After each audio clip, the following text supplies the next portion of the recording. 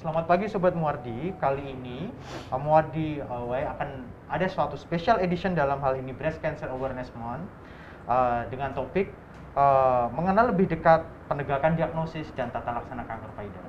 Dengan dua narasumber yang sudah tidak asing lagi, Dr. Widianti, spesialis bedah onkologi, dan Dr. Rita, spesialis onkologi radiasi. Nah, kali ini nanti kita akan berbicara lebih jauh tentang kanker payudara ya, Dokter.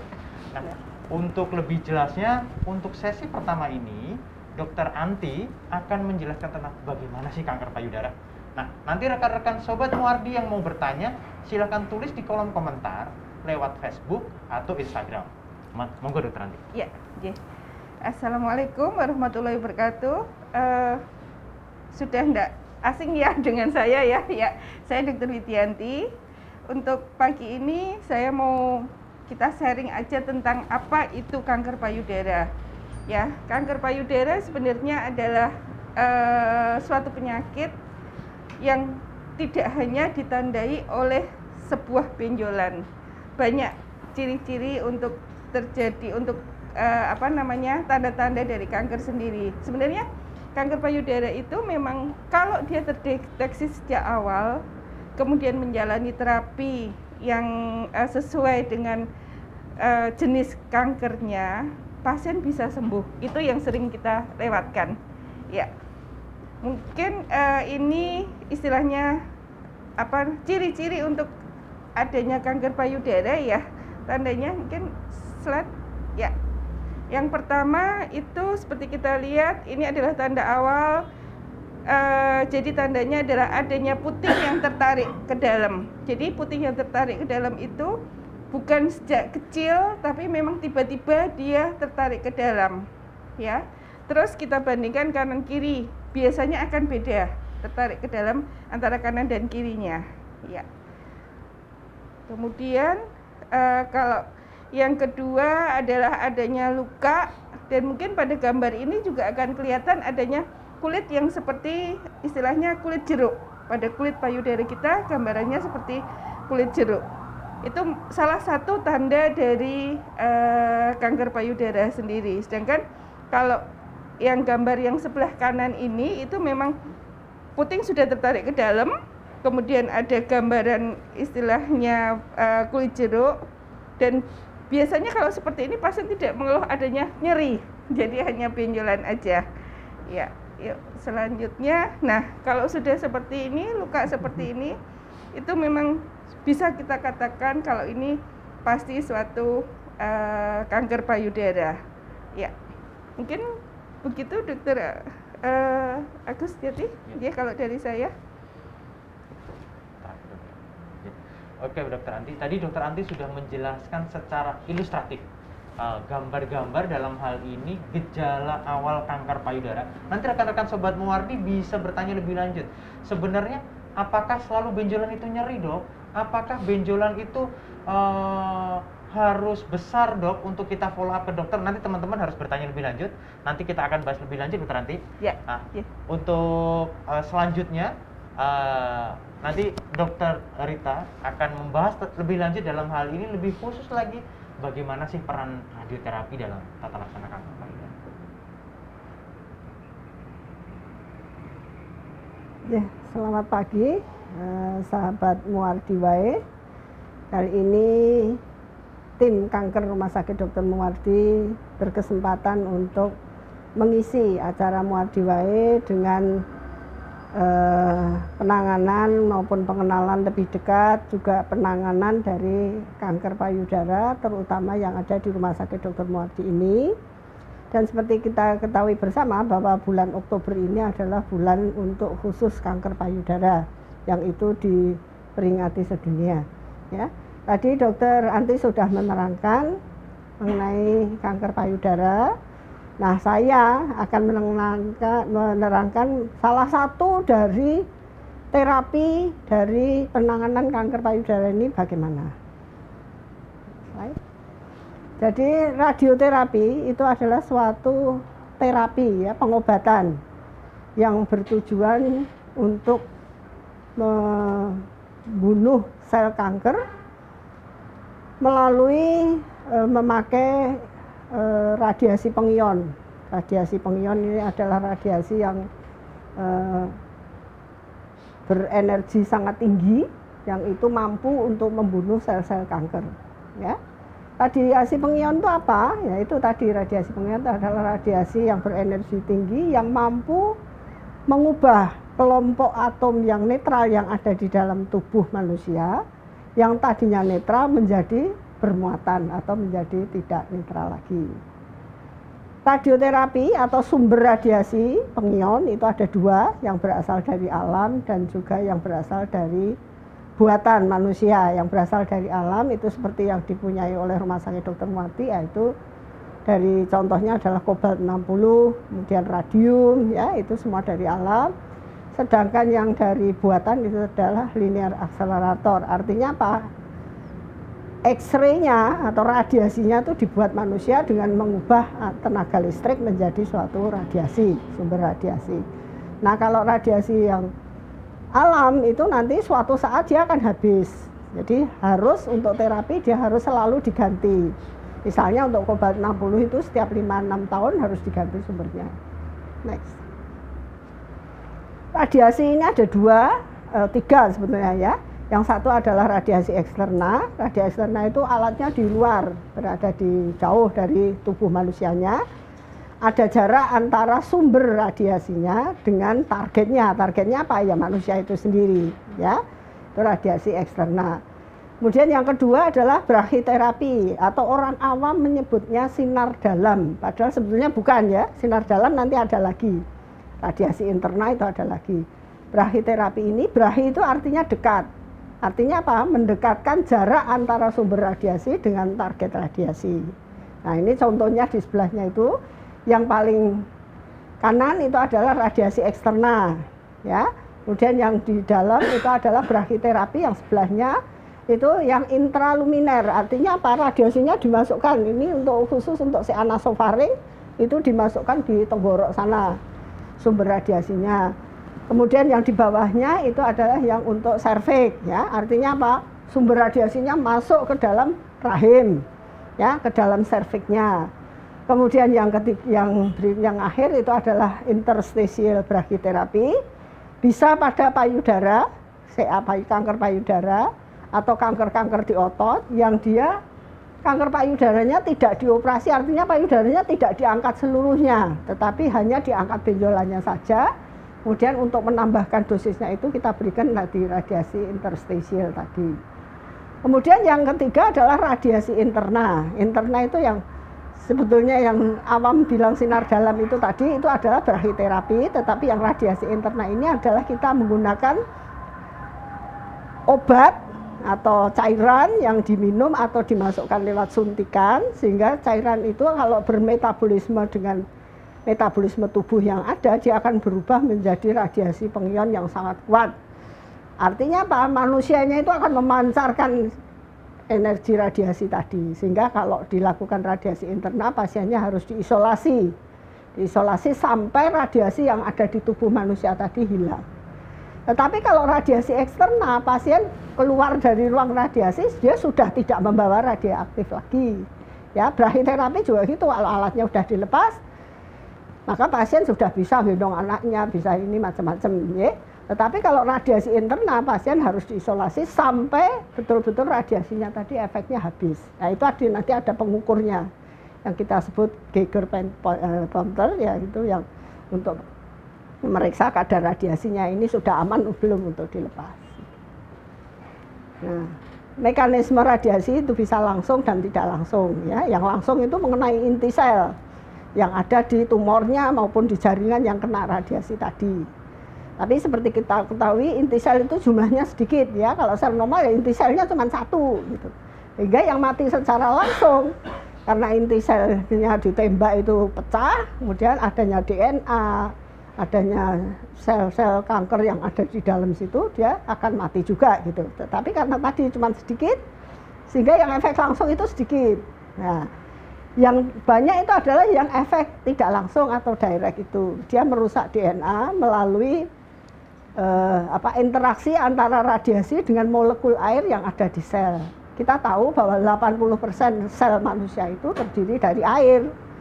Sehingga manusia itu tidak tahan kalau tidak minum air selama 2 hari mesti dia sudah pingsan gitu. Kalau kita diare itu kan kita pingsan. Tetapi kalau kita tidak makan 2 hari mungkin tidak apa-apa, ya paling lapar gitu ya. Tapi kalau tidak minum air, nah ini karena apa? 80% sel kita itu terdiri dari air. Nah, radiasi ini akan bereaksi itu membentuk suatu yang namanya radikal bebas yang sangat merusak, ya merusak tumornya, ya merusak sel-sel yang ada di sekitarnya gitu. Sehingga nanti menimbulkan radiasi itu akan menimbulkan efek samping juga. Nah, efek samping radiasi salah satunya ini ya, yang menyeluruh itu adanya kelelahan ya. Kelelahan, kenapa lelah? Karena nafsu makannya menurun, ininya menurun ya. Kemudian iritasi kulit, nah, ini yang sering terjadi pada radiasi kanker payudara ya. Tapi iritasi kulit ini pun itu zaman dulu, sekarang hampir tidak ada ya, karena alat-alat radioterapi yang canggih. Kemudian mual, diare itu kalau kita meradiasi daerah perut misalnya. Kemudian ada nyeri waktu kencing kalau kita radiasinya di daerah yang mengenai kandung kencing ya.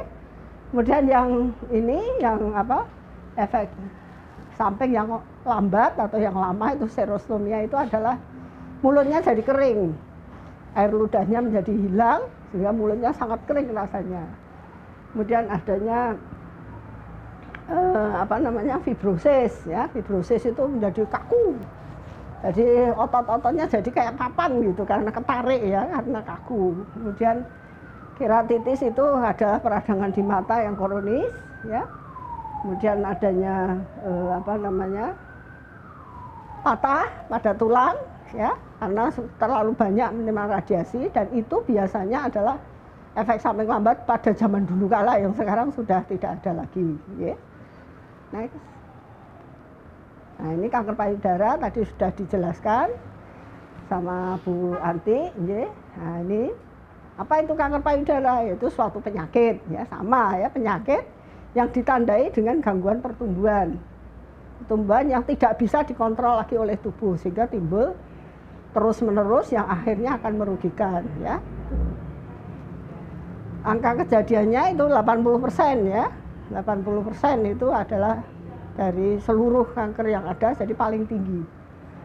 Nah, ini tanda dan gejalanya tadi juga sudah disampaikan oleh Dr. Anti ya, ada benjolan yang sering ya. Terus langsung aja untuk gambarnya. Nah, ini benjolan tok. Benjolan itu bisa kecil bisa gede ya. Nah, itu. Kemudian yang kedua adalah putingnya tertarik ke dalam seperti tadi yang sudah disampaikan ya. Kemudian kulit jeruk, nih lihat persis sekali dengan kulit jeruk ya, tuh. Kemudian ini adalah adanya koreng ya, koreng atau koreng dan benjolan, ini ada 2 ya itu. Dan ini juga ya adanya kemerahan pada sekitar payudara ya. Ini ada keluar cairan dari puting ya. Ini yang kemerahan yang cukup berat. Nah, kalau sudah seperti ini biasanya stadiumnya sudah stadium yang lanjut. Sehingga kadang-kadang itu diperlukan terapi kemoterapi dulu atau tidak bisa langsung dioperasi ya gitu. Terus ini yang penting untuk kita melakukan deteksi dini, yaitu dengan pemeriksaan sadari ya, sadari pemeriksaan payudara sendiri. Kita berdiri di depan kaca, terutama saya anjurkan kalau kita lagi mandi, kita pakai sabun, tangan kanan meraba payudara kiri, tangan kiri meraba payudara kanan, jadi salah satu ya, tangan di pinggang, dan kita akan meraba dengan 3 ujung jari ya, 3 ujung jari dari tengah ke luar atau dari luar ke tengah, 3 jari ya. Itu nanti kalau kita meraba sesuatu, sebelumnya kita lihat dulu ada tadi puting melesak dah, ada kulit jeruk dah, nah itu kita, dan kita ada benjolan. Nah, setelah itu kalau kita menemukan sesuatu jangan dibiarkan, karena tidak ada kanker payudara stadium dini yang sakit, nggak ada, ingat, tidak ada ya. Jadi begitu kita menemukan benjolan kita harus lakukan tindak lanjut. Kita bisa pergi ke dokter bedah, dokter Anti misalnya, untuk pemeriksaan selanjutnya apa ya. Nah, ini selanjutnya kita menggunakan misalnya USG ya, terus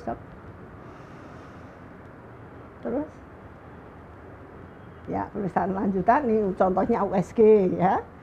USG itu tumor kurang dari 1 cm pun kita akan sudah bisa melihat.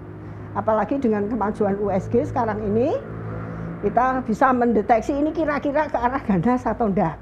Ya, nah itu dengan USG color Doppler. Nah, kita masukkan teknik pemeriksaan color Doppler, kita lihat kalau dia banyak pembuluh darah yang ada di situ, hati-hati ya. Yang ada cuma 2, apakah itu infeksi, apakah itu keganasan. Kalau infeksi mesti disertai rasa nyeri. Padahal kalau benjolannya kecil dan itu kanker, enggak ada rasa nyeri sama sekali. Ya, itu. Terus yang kedua adalah mamografi. Mamografi itu payudaranya dijepit, ya. Makanya tidak dianjurkan untuk mereka yang di bawah 40 tahun. Karena payudaranya biasanya masih padat. Sulit bagi radiologi untuk membedakan apakah itu jaringan payudara yang warnanya juga putih dan tumornya yang warnanya putih. Tapi kalau di atas 40 tahun di mana payudara sudah mulai kendor, maka kita bisa sangat melihat bedanya yang bawah itu ya. Kita lihat tuh tumornya warnanya putih, payudaranya yang sudah kendor menjadi gelap seperti itu. Jadi bisa kita inikan ya, tuh. Dan yang penting tentunya adalah pemeriksaan dari dokternya itu sendiri. Nah, sekarang fungsi radiasinya di mana? Radiasi itu bisa berfungsi dari stadium 1 sampai 4. Ya. Stadium 1 itu kalau sudah sama dokter nanti benjolannya kecil, kurang dari 2 cm atau 2 cm ya. Itu bisa dioperasi sama dokter nanti, diambil benjolannya saja, kemudian diambil kelenjar aksila, itu namanya terapi BCT ya. BCT itu terapi yang lagi ngetren ya dok. Ya. Nah, jadi kita tidak perlu mengangkat payudara. Nah, setelah itu kita ikuti dengan radiasi karena payudara itu adalah sudah merupakan tempatnya dia bersemayam si sel-sel kanker itu. Jadi harus kita radiasi supaya bisa ini. Tetapi payudaranya utuh. Nah, ini untuk yang muda-muda dan yang untuk ketemu dalam deteksi dini tadi. Ya, gitu. Yang kedua, kalau dia sudah ada benjolan, dioperasi sama dokter anti. Pasca operasi, dokter anti merasa ini atau hasil PA-nya mengatakan bahwa terlalu dekat potongannya antara sel tumor dengan sel sehatnya. Nah, ini harus diberikan radiasi juga, ya. Atau dokter anti hanya bisa mengangkat sebagian dari tumornya, tidak bisa, namanya simple mastektomi, ya, untuk kurangi gedenya benjolan. Itu makanya harus diikuti dengan radiasi, ya. Tuh. Yang ketiga, untuk yang memang yang sudah tadi, yang sudah jebrot-jebrot tadi di gambarnya dokter anti, nah itu yang paling berperan adalah radioterapi, ya, yang sudah keluar borok-borok tadi, karena dokter anti sudah nggak mungkin operasi lagi, ya. Itu di kemo dulu bisa untuk mengatasi penyebaran, untuk dikurangi dulu boroknya, kemudian diikuti dengan radiasi, ya. Keempat, untuk yang sudah menyebar, kanker payudara ini punya potensi ya. Untuk semua kanker, benjolannya mungkin kecil, tapi penyebarannya anaknya itu sudah mana-mana, termasuk ke otak, ke paru, ya. Yang paling sering untuk payudara itu ke tulang, paru, dan otak. Nah, penyebaran ini yang akan kita radiasi. Karena kemo dianggap kurang ya, kurang untuk dia tidak bisa menembus barier otak misalnya. Untuk tulang bisa untuk mengurangi rasa nyeri yang baik ya, nah, itu. Jadi dari stadium 1 sampai 4 itu bisa dilakukan radioterapi. Okay. Nah ini ya, jadi yang diradiasi itu betul-betul hanya jaringan payudara, tidak kena paru-parunya, tidak kena yang lain-lain ya.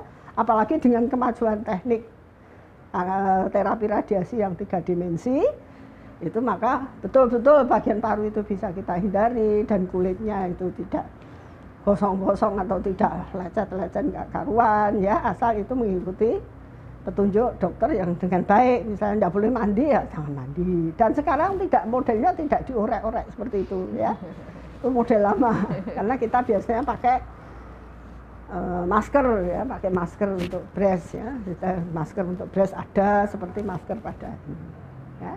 Lanjut. Ya, saya kira begitu yang bisa saya jelaskan, nanti bisa kita diskusi untuk memperjelas apa yang kurang jelas dari apa yang saya sampaikan tadi. Gitu dokter aku. Baik, terima kasih. Terima kasih penjelasan yang sangat ringkas dan jelas dari dokter Rita. Tadi juga dokter Anti sudah menjelaskan tentang bagaimana kanker payudara. Sobat Muadi silakan bertanya di lewat Facebook RSUD Dr. Muardi dan lewat Instagram RSUD Dr. Muardi. Ada satu pertanyaan Dokter Ranti dari Mbak Tiara Azizah. Selamat pagi Dok. Berkaca dari artis Angelina Jolie yang mengangkat semua payudaranya karena keluarganya menderita kanker payudara. Apakah hal itu tepat Dok? Apakah hal itu efektif untuk menghindari kanker payudara? Mohon tanggapan dari Dokter Ranti. Ya, selamat pagi Mbak Tiara. Kalau pada artis yang Angelina Jolie itu ya, itu memang jadi gini.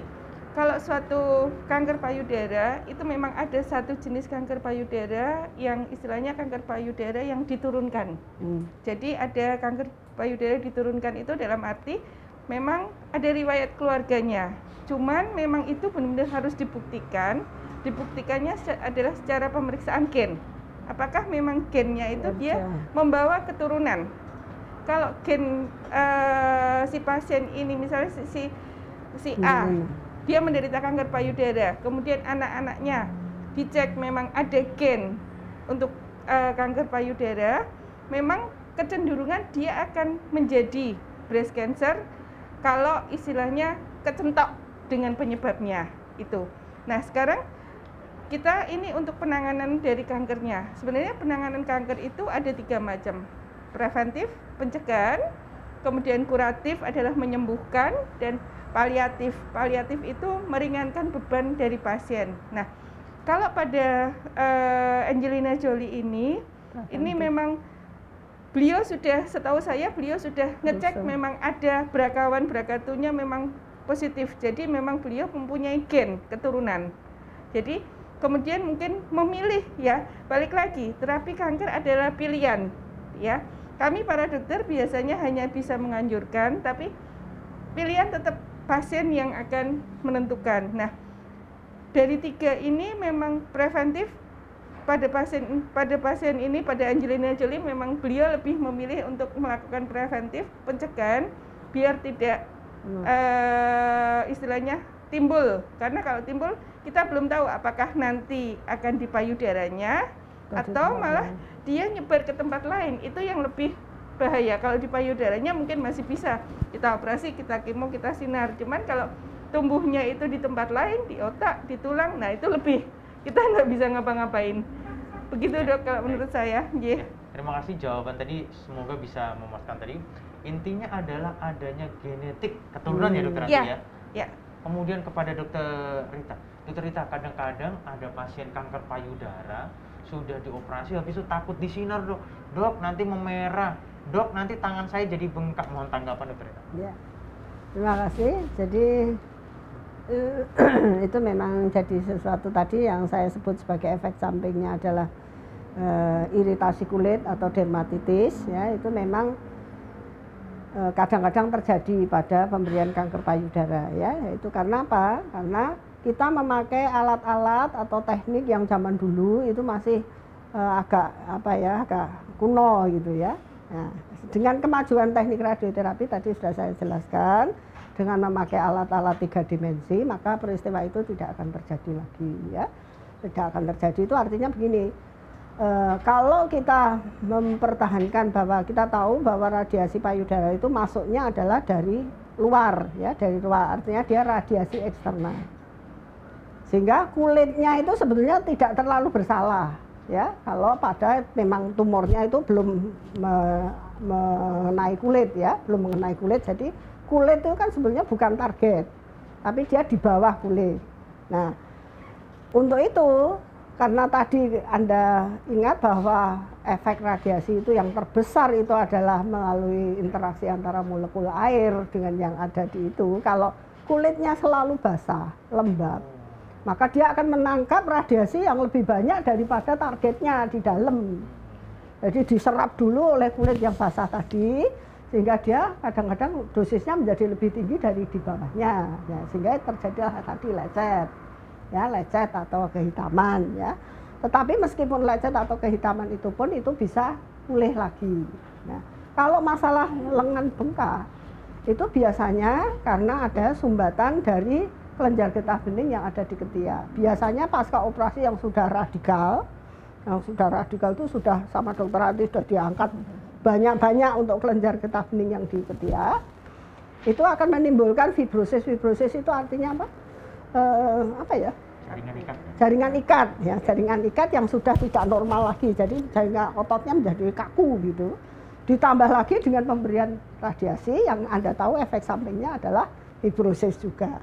Nah, sehingga menimbulkan limfodem atau bengkak lengan karena apa? Kelenjar getah bening yang dari bawah itu tidak lagi bisa masuk ke jantung, ke dalam, ke atas ya. Sehingga itu membutuhkan penanganan khusus, memang sulit sekali ya. Tetapi kalau itu kita bisa mengira-ira, apalagi dengan teknik yang baru tadi saya katakan, ini pasca radikal sebaiknya kita aksila, kita anggap ketika itu sudah diangkat oleh dokter Hanti dan tidak ada tumbuhan baru, mungkin kita tidak perlu sinar. Jadi kita hanya sinarnya adalah daerah payudara saja. Tetapi kalau itu tidak ada keterangan berapa kelenjar getah bening yang terambil, yang positif berapa, ya terpaksa harus kita berikan pada waktu radiasi gitu. Terima kasih Dokter Rita. Mungkin Dokter Rita itu juga sebagai alasan ada beberapa yang mengungkapkan bahwa pada saat sinar tidak boleh kena air. Ya, betul, 100 untuk dokter. Ya, kemudian Dokter Hanti, ada dari Mbak Devina Oktarini nih dok.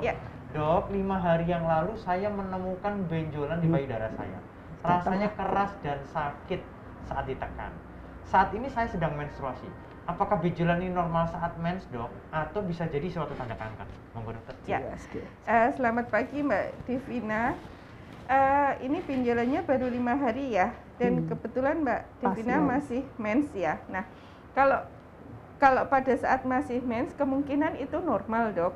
Cuman memang kita harus pastikan, karena kalau benjolan yang ada kita rasakan pada saat mens itu memang siklus hormonal itu normal, kecuali kalau nanti setelah mens masih ada benjolan. Nah itu sebaiknya memang saya sarankan untuk ke dokter untuk memeriksakan, kita pastikan apakah memang itu normal atau memang harus kita waspadai.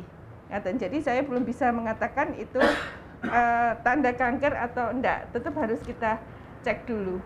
Jadi yang harus di-highlight tadi dokter Andi mengungkapkan bahwa dievaluasi Mbak Devina, nanti kalau memang masih ada benjolan tersebut, Mbak Devina harus kontrol ke dokter Anti nih.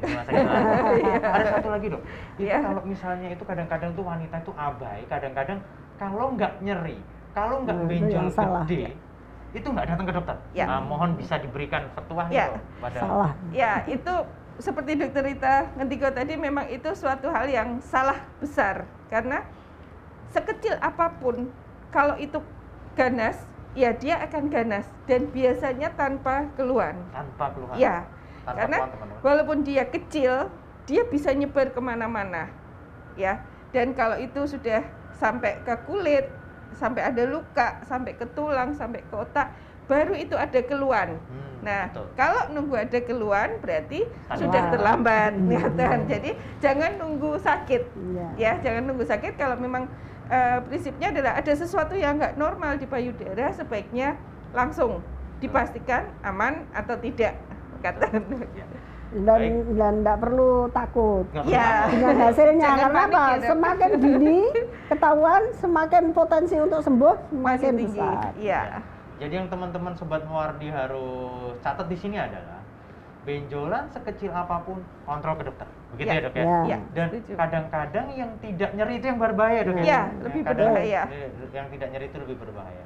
Kemudian satu lagi dokter Rita dokter Anti, kadang-kadang perempuan itu takut. Habis itu pasangan nanti kalau misalnya saya diambil payudara mastektomi semua, suami saya dan lain sebagainya gimana, khawatir tentang hal tersebut. Apakah memang harus selalu mastektomi? Begitu ya. Sebenarnya tergantung dari kansernya, ya. Jadi kapan kita, karena gini, prinsip untuk untuk penanganan kanker memang adalah operasi, kemo, radiasi. Mana yang kita pilih dulu tergantung dari tumornya dan jenisnya. Jadi jenis ini dalam arti kanker payudara satu pasien dengan pasien yang lain bisa beda stadium dan jenis. Nah, stadium jelas sudah sampai sejauh apa. Tapi kalau itu masih stadium awal dan istilahnya tumornya masih kecil, payudaranya masih bisa kita selamatkan, dan itu bukan jenis-jenis tertentu tanda petik yang memang kita harus waspadai, itu payudara masih bisa kita pertahankan. Cuman nanti tidak hanya berhenti di operasi, tetap ada terapi selanjutnya yang harus dijalani. Ya. Gitu. Ya. Jadi seperti yang tadi dokter Ya. Rita ngendiko tentang BCS BCT, dok. Ya, ya, BCT. BCS atau BCT. Ya. Ya. Ada pertanyaan lagi dari Mbak Fatma Rahayu. Dok, saya pernah mengalami kulit kering di sekitar puting dan mengelupas. Sekarang sudah sembuh dok, tapi kadang muncul lagi. Apakah bisa ini suatu kanker? Moga dokter Anti dan dokter Rita.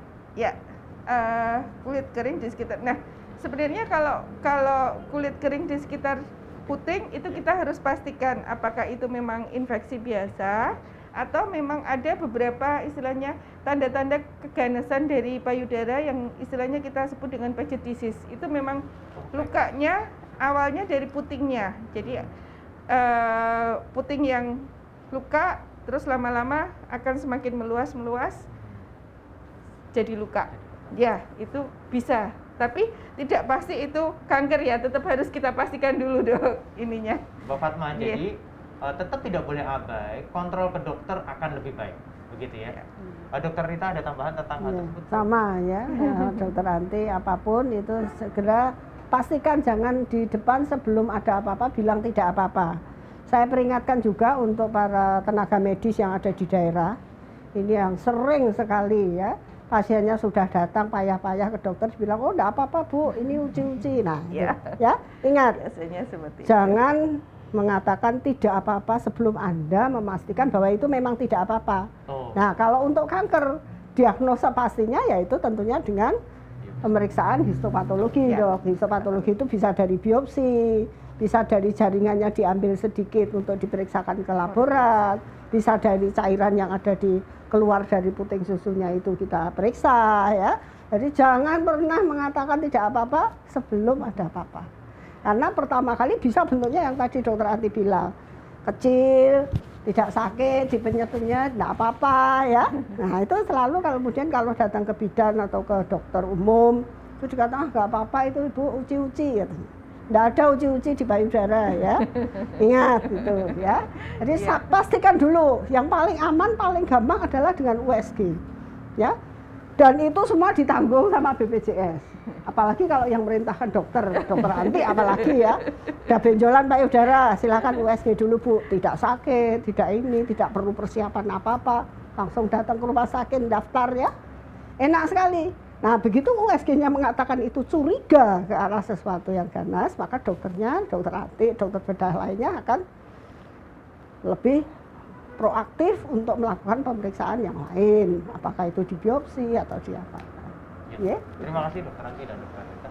Ada satu lagi dokter, Ibu Ida Sugiyarti.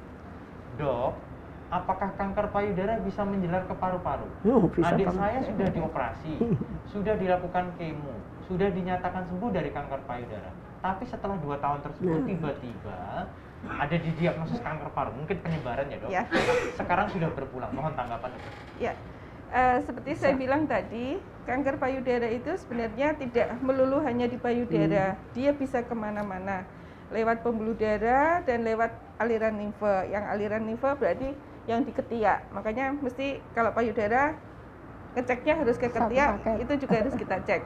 Nah, untuk payudara memang untuk penjalaran atau penyebaran itu memang bisa ke otak dan ke paru, itu paling sering. Paru, kemudian lever, hati, tulang, dan bisa ke otak. Ada 4 tempat itu yang paling sering. Dan apakah itu memang penjalaran atau enggak, memang sebenarnya harus dipastikan ya, saya nggak bisa mengejas itu memang kanker karena penyebaran ke sana, atau bisa juga memang 2 penyakit yang berbarengan itu juga bisa. Begitu dokter. Ya, saya menambahkan juga kalau kita sudah pernah terdeteksi atau terkena penyakit kanker, walaupun sudah diterapi kayak apapun, maka kontrol itu wajib. Ya, dan itu akan bertahap. Pertama 3 bulan atau 1 bulan pasca terapi, kemudian 3 bulan, 6 bulan, dan kemudian yang ini adalah tiap tahun. Nah kalau tiap tahun itu dokternya pasti akan melakukan foto ronsen, melakukan USG di tempat bekas operasi payudaranya dan payudara satunya. Karena apa? Karena tadi ada potensial untuk menyebar. Walaupun di payudaranya itu sudah bersih, ya. Nah kalau masih dalam 1 tahun, 2 tahun dan itu memang ternyata di paru-parunya kemudian muncul pada saat kontrol itu, maka bisa diasumsikan memang itu penyebaran dari payudaranya. Karena tidak tiba-tiba, ya. Jadi sebelumnya sudah ada riwayat kanker dulu. Tetapi kalau itu lewat 10 tahun, nah itu lewat 10 tahun, itu harus kita assess ulang, kita ini ulang apakah itu primer baru, dan itu memang biasanya misalnya ada pun hasil PA-nya sama pun kalau sudah lewat 10 tahun kita anggap bahwa itu adalah suatu hal yang baru. Ya, tetapi kalau itu belum, apalagi belum 5 tahun, baru 2 tahun, ya itu kita anggap penyebaran dari itu. Ya. Jadi Bu Ida, tadi tentang itu sudah dijawab sama Dokter Anti dan Dokter Rita. Yang harus kita highlight adalah bahwa kanker payudara ini bisa menyebar. Kemudian walaupun sudah dilakukan operasi, kemo, kontrol tadi, kontrol teratur untuk follow up lebih lanjut, harus. Karena mungkin ada obat-obat tambahan ajuvan, hormonal dan lain sebagainya, Dokter Anti ya. Ada satu lagi pertanyaan dari Ibu Wina Asri, tolong dibukakan, Mbak. Assalamualaikum para dokter, saya penyintas autoimun dok, dengan jenis 8 jenis autoimun yang sudah tegak diagnosa. Ada riwayat operasi tumor otak tahun 2017 dari ayah, kakak sulung dan keduanya punya riwayat kanker juga dok, leukemia, kanker hati dan limfoma. Kadang saya merasa khawatir karena saya penyintas autoimun. Screening apa dok untuk secara dini pertumbuhan kanker? Saya setiap 2 bulan mondok di Muardi karena terjadi peningkatan leukosit karena memang autoimun. Screening yang efektif untuk kanker payudara. Monggo Dokter Rita dan Dokter Andi. Ya, ini untuk kanker payudara ya, screeningnya ya. Karena kalau untuk screening tiap kanker kan beda-beda. Sebenarnya seperti Dokter Rita tadi ngendiko, untuk payudara yang paling mudah dan murah itu adalah sadari. Dicek payudaranya sendiri, itu bisa kita kerjakan 1 minggu setelah kita menstruasi bersih. Itu kita cek sendiri ada benjolan atau tidak, ada nyeri atau tidak waktu kita melakukan pemeriksaan, kemudian keluar cairan atau tidak. Tiga hal ini yang harus kita sadari. Tapi kalau misalnya itu ada salah satu dari ini, ya saran saya tetap menghubungi dokter untuk memastikan itu aman atau enggak. Biasanya kalau seperti itu kami langsung mengerjakan USG atau mamo, tergantung dari kondisi apa yang kami temukan. Gitu. Ya. Mohon komentar dari Dokter Rita. Tadi Dokter Rita menyebutkan bahwa mamografi tidak boleh pada wanita muda ya? Ya. Bukan tidak boleh, tetapi tidak efektif. Karena pada wanita muda itu kan tadi saya jelaskan payudaranya masih kencang, masih padat.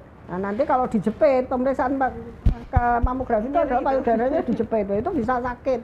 Nah, karena sakit, petugas yang melakukan pemeriksaan menjadi tidak maksimal, sehingga kita tidak bisa mendeteksi mana yang tumor, mana yang itu adalah jaringan payudara, karena jaringan sama-sama putihnya gitu. Tetapi kalau di atas 45, di atas 40, yang payudaranya itu sudah apa namanya, longgar, sudah nggak terlalu padat. Nah itu tadi ada perbedaan tadi, yang payudara, jaringan payudaranya hitam, warnanya agak gelap. Nah yang tumornya putih karena dia adalah benda padat. Atau malah kista yang isinya cairan. Nah itu kalau batasnya misalnya nggak jelas, batasnya nggak bagus, itu kita asumsikan bahwa ini mungkin ke arah keganasan, tapi tetap nggak bisa ya. Nah, dan mamografi itu ada kelemahannya, yaitu kalau payudaranya kecil sekali ya nggak bisa dijepit. Laki-laki juga tidak bisa dengan mamografi. Piye sing arep dijepit apa nih gitu. Ya, saat tutup gelas nanti ketoknya ming putih ngetok gitu ya. Lebih aman, nggak sakit itu sebenarnya dengan USG. Dengan USG. Ya, lebih baik, Sobat Muardi, jadi untuk screening kanker payudara nomor 1 adalah periksa payudara sendiri atau sadari. 1 minggu setelah menstruasi ya dok? Iya. 1 minggu setelah menstruasi. Kemudian poin kedua, setelah ada sesuatu kok itu pemeriksaan payudara secara klinis, datang ke dokter. Ya. Kemudian nanti dokter akan menyarankan apakah itu USG, apakah itu mamografi. Jangan takut, harus datang ke dokter. Begitu ya dok? Ya. Ada Pak Sigit ini dok bertanya, satu lagi, ini sepertinya ramai karena memang kanker payudara ini kasusnya banyak. Ya. Dokter, saya pernah baca katanya laki-laki bisa kena kanker payudara. Apakah benar dok? Kalau iya, apakah tanda gejalanya sama begitu? Terima kasih. Ya, selamat pagi Pak Sigit. Iya, jawabannya adalah iya, bisa. Karena 1% pada kanker payudara itu bisa terjadi pada laki-laki. Dan saya sudah 15 tahun ya menggeluti untuk ini memang menangani untuk pasien breast cancer pada laki-laki sudah sekitar 20 pasien. Ya, dan untuk gejala tanda prinsipnya sama. Cuman yang membedakan karena kalau pada laki-laki payudaranya kecil. Jadi benjolan atau kanker yang ada di situ dia akan lebih cepat progresif, bukan cepat progresif ya, dia akan cepat untuk kemana-mana untuk penyebarannya. Jadi kalau misalnya memang ya walaupun laki-laki tetap harus ngecek payudaranya, kita pastikan, karena kalau itu terlambat mungkin kalau pada perempuan bisa waktunya bisa agak lama, tapi kalau laki-laki dia akan lebih, semakin cepat untuk menyebar ke tempat lain, begitu. Ya, saya juga ada pengalaman, ada mungkin 5 pasien selama di Muarti ini ya, kanker payudara pada laki-laki. Biasanya memang lebih ganas ya, lebih cepat. Karena ya tadi itu karena payudaranya kecil, tipis gitu, jadi dia langsung menyebarnya itu gampang gitu. Dan ininya juga pemeriksaannya juga paling gampang kan, sudah tadi saya bilang kalau payudara kecil nggak bisa mamografi ya, jadi biasanya langsung USG atau ini. Tapi harus dibedakan juga dengan yang namanya ginekomasti. Ginekomasti itu memang dari sononya itu payudara laki-lakinya itu dia lebih dia gede gitu. Bukan benjolan tapi memang besar, jadi seperti perempuan gitu. Jadi itu harus dibedakan juga ya untuk untuk ginekomasti. Jadi tetap saya bilang tadi bahwa sadari itu yang paling kita. Jadi kita mencoba memperhatikan badan kita sendiri ya, menyayangi badan kita dengan memperhatikan badan kita, kalau ada sesuatu sehingga segera ditindaklanjuti ya. Bisa untuk kanker payudara laki-laki. Ya. Dokter Anti, Dokter Rita, Ibu Lina Sarasvati bertanya nih Dok, bagaimana penggunaan pompa ASI? Kan sering ada pompa ASI tuh. Apakah pompa ASI itu bisa jadi pemicu kanker? Ya, ya, saya dulu ya menjawab ya. Ya. Selamat pagi Bu Lina. Untuk pumping atau mungkin biasanya yang ada di masyarakat itu pemakaian bra kawat itu yang paling sering ya. Itu apakah dua itu pumping kemudian pemakaian bra yang ada kawatnya itu bisa memacu kanker? Kalau saya jawab itu tidak, karena penyebab kanker bukan dari situ ya. Penyebab kanker adalah dari dalam tubuh pasien sendiri, jadi bukan karena pumping ataupun karena pemakaian bra. Jadi insya Allah itu aman, tidak masalah, jangan takut. Iya. Jadi Bu Lina jangan takut, itu bukan sebagai pemicu kanker. Iya. Jadi sama dokter Ati. Dokter Rita ada tambahan? Sama ya, jadi tidak menyebabkan itu. Yang harus diwaspadai itu kalau itu tadi sering ada koreng di payudara, yang tidak sembuh-sembuh diobati, sembuh, enggak, nanti kambuh lagi. Nah itu iritasi kronis yang ada di kulit payudara itu bisa berubah menjadi sesuatu yang sebetulnya awalnya itu adalah suatu tanda keganasan, tapi karena sifatnya karena kanker kulit itu biasanya kan gitu. Karena kanker payudara itu bisa kena kulitnya, bisa kena langsung dari jaringan payudaranya. Jadi itu harus diwaspadai kalau punya koreng di mana aja lah. Koreng kalau itu tidak sembuh-sembuh, diobati nanti kambuh lagi, diobati kambuh lagi. Nah itu harus segera diperhatikan untuk dipastikan apa kanker atau bukan. Dokter Anti, Dokter Rita, tentang pemicu, kadang-kadang kan wanita pakai KB hormonal, ya. Dok. KB pil atau suntik itu bagaimana? Monggo Dok, tanggapannya. Ya, kalau KB hormonal memang bisa memacu, terutama yang hormonal ya, suntik, pil sama implan ya, itu memang memacu. Itu jadi penyebabnya memang paling banyak dari sana. Ya. Gitu. Oh jadi yang ini KB hormonal harus hati-hati karena itu salah satu pemicu. Ya. Ini Mbak Aprilia bertanya Dok, pagi Dok, anak gadis saya dulu mens usia 9 tahun, jadi masih sangat muda, udah mens 9 tahun. Katanya mens usia dini beresiko kanker payudara. Bagaimana pencegahannya Dok? Kemarin karena ibu saya 3 tahun yang lalu, jadi neneknya si adik ini itu kanker payudara. Apakah mens usia muda itu resiko kanker payudara, Dokter Ati? Silakan. Ya, mungkin saya bisa bareng sama yang dari pertanyaan dari Mbak Wina ya. Oh iya, hampir Wina. mirip ya. Hampir mirip, untuk menyusui. Ya, jadi menyusui. Ya, karena hormon. Ya, karena hormon. Jadi yang ini yang dari Bu Aprilia sama Mbak Wina dari Facebook itu pertanyaan jawabannya sebenarnya hampir sama ya. Apakah menstruasi dini dan tidak menyusui itu sebagai pemacu. Bisa iya, bisa tidak.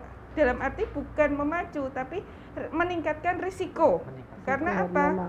Pada saat wanita tidak menyusui, kemudian mensnya awal, berarti kandungan hormon estrogen dalam tubuh itu dia selalu ada. Jadi payudara itu selalu terpapar dari estrogen, dari hormon estrogen ini. Tapi pada saat menyusui, pada saat hamil, estrogen akan turun. Jadi payudara akan berhenti dari diusik sama estrogen ini tadi. Jadi itu lebih aman. Dan untuk apa namanya tadi, pencegahannya, ya kalau pencegahan memang kita pastikan dulu apakah memang putranya atau ibu sendiri itu ada gen.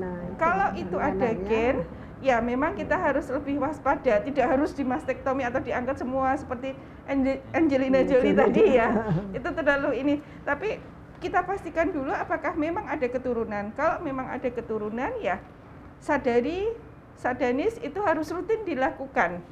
Prinsipnya seperti itu. Kemudian untuk apa namanya, usia berapa kanker payudara bisa terdeteksi? Sebenarnya seumur sewaktu-waktu ya. Karena terus terang saya punya pasien yang paling muda itu sekitar 12 tahun. 12 tahun. Ya, itu sudah terdiagnosis kanker. Ya, jadi memang itu bisa terjadi di semua umur, tergantung apakah dia ada keturunan, kemudian ada pemacu atau tidak. Itu yang paling penting. Ya, kata Dokter Agus. Dokter Rita, ada tambahan dokter? Ya itu, biasanya kalau saya lebih cenderung ke arah genetiknya. Ya. Hormonal itu kalau tidak ada riwayat ini dan dia hidupnya tidak pernah terpapar, selalu melakukan rutin, ya tidak apa-apa. Nanti kita dimarahi sama KB. Ya, jadi kalau saya lebih ke arah genetiknya, karena neneknya kan kena. Jadi dia potensial itu ada sekitar 15-30% itu kalau dia terpacu sesuatu zat-zat yang namanya karsinogenik, nah itu maka dia bisa muncul gitu. Dan itu tidak semua keturunannya, tidak semua keturunannya dan tidak semua ya, dia memang pemicunya bisa macam-macam dan banyak. Makanya kita bilang bahwa penyebab kanker itu adalah multifaktorial, banyak penyebabnya yang kita tidak bisa pilih satu-satu ya. Itu hanya meningkatkan risiko aja. Ada pertanyaan Mbak Ratri, Dok. Mbak Ratri hampir sama kayak yang lalu, tapi begini, dokter mau menanyakan, kalau terkadang payudara tiba-tiba nyeri di sebelah kiri, nyeri tersebut muncul tiba-tiba, bukan saat mens, tanpa ada benjolan, apa perlu diwaspadai, Dok? Iya, harus rutin ya, rutin tetap sadari, kita cek ya, rutin sadari. Karena kalau itu hanya sewaktu-waktu, mungkin bisa memang kelainannya bukan di payudaranya, tapi bisa otot atau paru, di dalam lagi ke dalam ya. Jadi kalau itu semua karena gini, pemeriksaan sadari itu kalau nggak rutin dikerjakan tiap bulan, itu juga kita nggak bisa menentukan, oh ini aman, ini enggak gitu. Jadi kalau hanya seingetnya tok, ya nggak akan bisa. Kontinuitas berarti. Iya, itu yang penting. Jadi Mbak Ratri intinya ada kontinuitas, membandingkan antara sadari yang di bulan ini, sadari yang bulan berikutnya. Kemudian nanti kalau memang curiga ada sesuatu, datang ke dokter untuk pemeriksaan payudara klinis. Habis itu nanti ini kan lebih lanjut. Ada pertanyaan lagi dari Sobat Muardi, silahkan bertanya. Kita masih ada waktu sekitar 10 menit. Nanti saya akan menampilkan bagaimana layanan instalasi kanker kulit kita, Dok. Di mana kita ada bedah onkologi, ada digestif, ada urologi, ada hemato-onko, ada radioterapi. Radioterapi mungkin nanti tahun depan ada alat yang baru ya, Dok? Iya, insya Allah ya, saja. Alat yang baru. Kemudian mungkin nanti radionuklir juga ikut bergabung karena ada alat yang baru. Dokter mau nanya lagi, Dok. Ini sama seperti tadi, tapi sedikit dibilang nggak perlu ya, Dok. KB hormon bisa memacu kanker, tadi sudah jawab sama Dokter Andi bahwa kemungkinan iya bisa berpengaruh gitu. Kemungkinan iya bisa berpengaruh karena paparan estrogen. Karena paparan estrogen. Saya tanya satu, Dokter Andi. Kalau tadi yang usia muda, Dok, 12 tahun ya, Dok? Itu berarti mungkin kita harus cek evaluasi genetik ya, Dok? Atau bagaimana? Iya, sebaiknya memang kita cek, karena kalau itu pada usia muda, dari beberapa jurnal dan beberapa penelitian memang dia lebih progresif dibandingkan pada Yang usia tua. kanker payudara yang didapatkan pada usia tua atau usia dewasa muda. Itu lebih progresif, yang pada usia-usia muda ini lebih cepat Ya, penyebarannya. umumnya memang gitu Biasanya ya. begitu. Kalau biasanya itu kalau kena orang tua itu kan lebih jelek ya. Tapi Iya. untuk kanker payudara ini Payudara. justru kalau makin muda makin jelek. Makin gitu. jelek. Makin muda Iya, makin jelek. makin muda makin jelek. Karena pengaruh hormonalnya memang kuat sekali masih. Tinggi sekali. Yang itu dia sulit untuk diatasi. Ya, Dan kemudian pasiennya nanti masih perlu untuk kalau dia ingin punya anak, ini ya itu semua mempengaruhi siklus hormonalnya juga. Gitu. jadi untuk pilihan terapinya kita juga Nah, serba kita agak sulit. karena harus istilahnya harus Milih-milih. mempertimbangkan Ya. nanti untuk psikis pasien, Ya, untuk perkembangannya, kedepannya itu juga kita kedepannya, harus ininya. pikirkan seperti itu. Kan kita tidak bisa terus ngasih anti hormonal Ya, padahal dia masih masih usia pengen, 10 10 tahun, 12 tahun nanti masih mau pengen menikah, masih mau berkeluarga. punya anak, itu kan tidak bisa. Mbak Devina ada pertanyaan lagi dok dari Mbak Devina Oktarini. Tanya lagi dok, kalau kanker payudara bisa dideteksi lebih dini, apa bisa sembuh total dokter nanti dokter itu?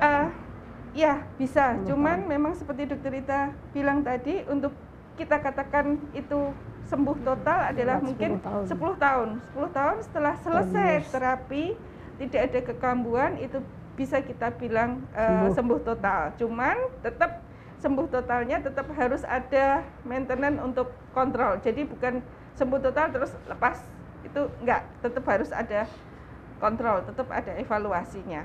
Gitu dok. Jadi kita pakai 10 years survival 10 years rate, ya. survival rate. Dia bertahan hidup tanpa penyakit 10 tahun nanti kita anggap sembuh. Itu baru dianggap sembuh. Ya. Jadi yang tadi yang dibilang 2 tahun terus udah dan Itu yang hanya terapi sembuh. disease free Iya. survival. Hanya disease Disease free, free ya. survival. Bebas penyakit aja, Bebas penyakit. tapi belum sembuh. Ya. Ada pertanyaan lagi dok, banyak ini pertanyaan dok. Dari Mbak Tari dok. Assalamualaikum, maaf dok, mau tanya, kalau ada benjolan di payudara bersifat multiple, ukuran kecil-kecil, untuk penanganan bagaimana ya dok? Itu pertanyaan pertama. Yang kedua, saya sudah USG, sudah mamo, sudah hasil PA operasi, termasuk tumor jinak, maksudnya Nggak apa-apa. FAM mungkin Iya, gitu. iya. Apakah Bisa. tumor jinak, FAM itu Hidrogestik. sebagai predisposisi kanker payudara dokter nanti? Ya. Monggo dok.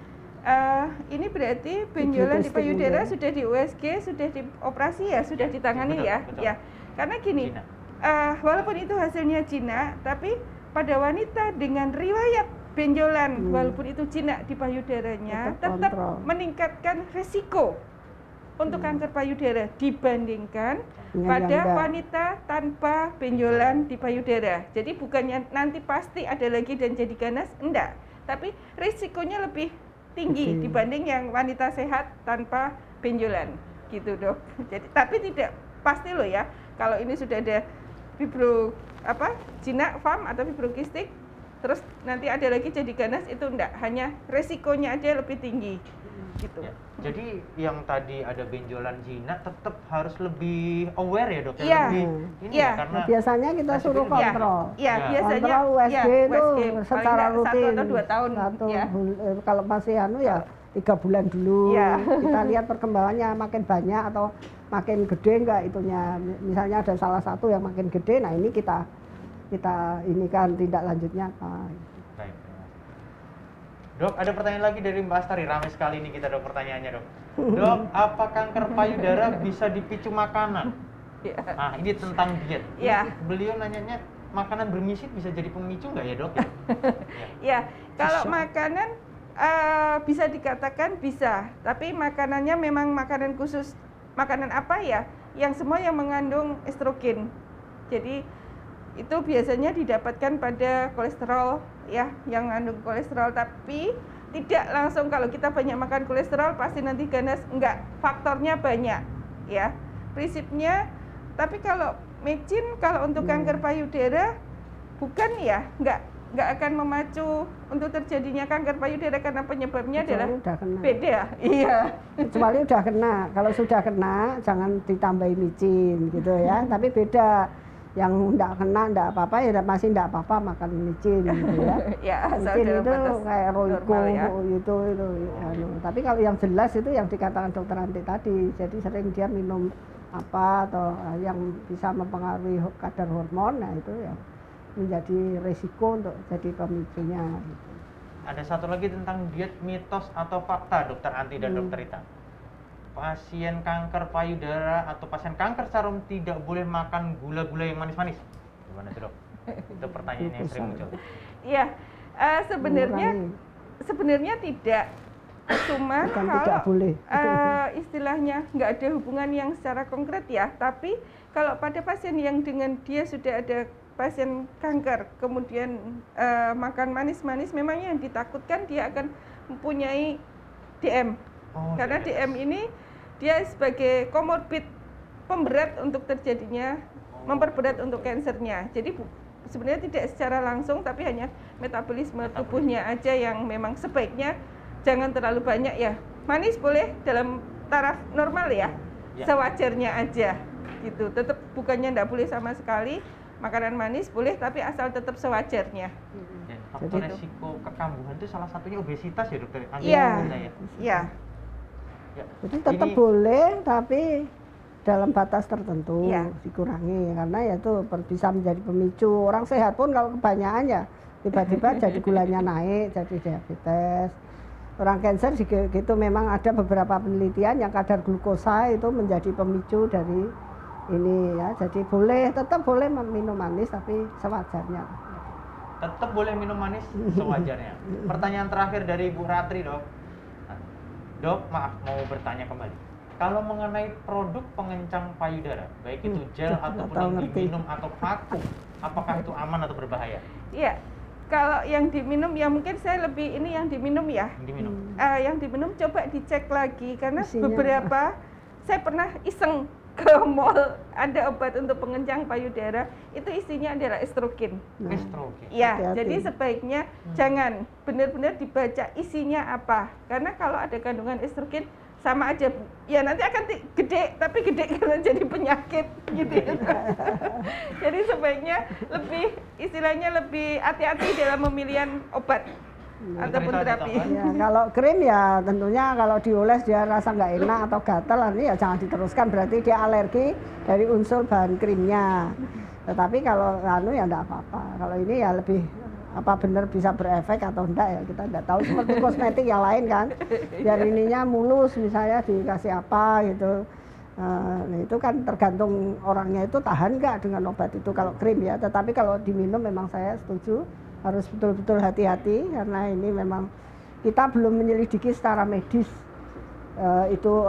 obatnya itu secara terbukti. Biasanya kan dari herbal dari ini dicampuri steroid, dicampuri ini, nah itu yang membahayakan. Teman-teman Sobat Muardi, kita ada di penghujung acara ini. Sebelum closing statement dari dua narasumber kita, ada salah satu beberapa slide menampilkan bagaimana layanan kanker terpadu tulip. Saya ingin menampilkan gambar-gambarnya bahwa kita mempunyai gedung baru instalasi kanker terpadu tulip, di mana nanti di sana ada ruang periksa dokter, ada nanti ruang kemo di sana, ada ruang rawat inap.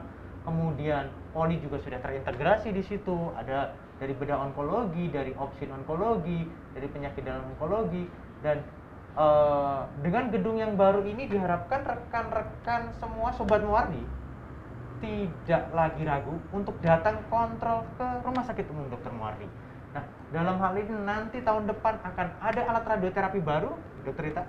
Kemudian mungkin tahun depan akan ada alat untuk radionuklir, sehingga membuat Rumah Sakit Muardi lebih komplit. Dan jika ada suatu hal benjolan atau apa, jangan ragu untuk kontrol ke dokter.